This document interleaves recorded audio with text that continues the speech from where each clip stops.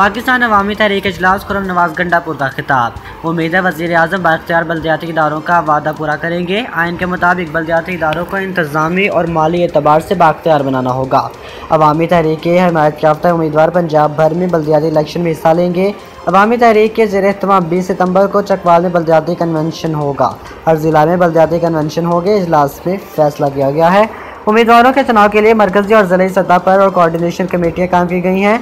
मियाँ अब्दुल कादर, चौधरी अफजल गुज्जर, शफाकत मुगल, मियाँ इफ्तिखार और दीगर रहनुमा इजलास में शरीक।